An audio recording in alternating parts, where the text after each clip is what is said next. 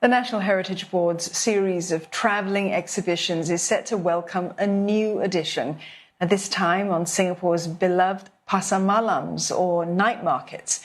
The new exhibit is called Lelong Pasar Malam in Singapore. It was launched at the Sembawang Public Library today, and it will travel to other locations across Singapore from next month. Visitors can learn more about the history and development of Pasar Malam in Singapore from as far back as the night market in the new World Amusement Park in 1924. And for more, we're joined by Nursaleen Saleh. She's Deputy Director of Education and Community Outreach at the National Heritage Board, to tell us more on this story. Nursaleen, good evening. How did your team sort of decide on this focus on featuring the history of Singapore's Pasar Malam?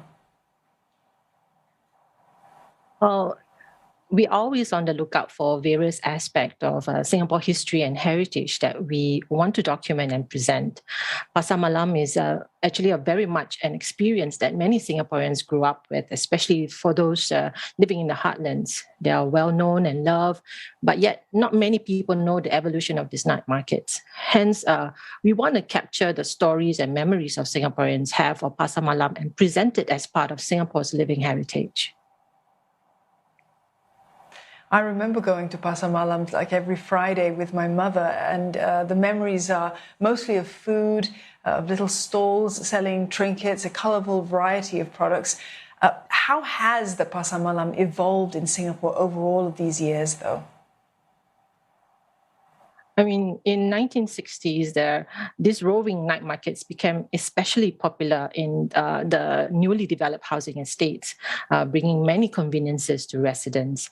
They were also set up near the former British military bases to cater to the British servicemen and families, and they were actually placed to socialize as much as they were a source for everyday needs. So like in 1966, there were like an estimated 40 Pasar Malam operating in different parts of Singapore every week. A popular Pasar Malam at that time was actually located near Causeway, where there's about 1,200 hawkers pitch their stalls every Saturday night. But however, with their surging popularity, the night markets brought about noise pollution and traffic congestions, which eventually led to a ban in Pasar Malam in 1970s.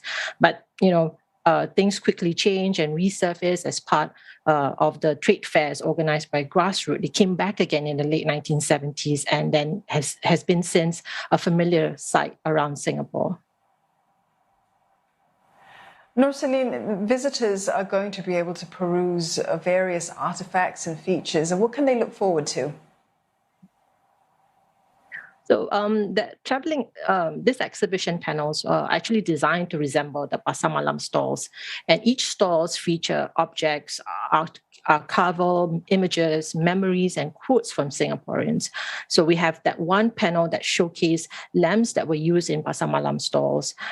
Like, for example, before electric lamps were introduced, carbine lamps and kerosene lamps were commonly used. And of course, you can learn more and you can see more once you go down to the public libraries the public libraries. Nursaleen, I've got my own, personal memories of Pasar Malam, but what does it mean to you? And do you think that there is a danger of it losing its cultural significance at all?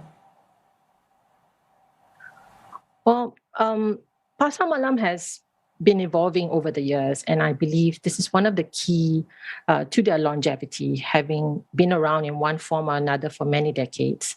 I think by changing and adapting to meet the needs and tastes of contemporary Singaporeans, they have managed to stay relevant and thrive. Personally, Pasar Malam is part of parcel of living in the heartlands and providing a source of, the old-time favorites such as vadai, a cup of steamed corn or peanuts. So I think definitely, it's something that people will remember and look forward to. Nursaleen, thank you very much for joining us to talk about this exhibition. Nursaleen Saleh there from the National Heritage Board.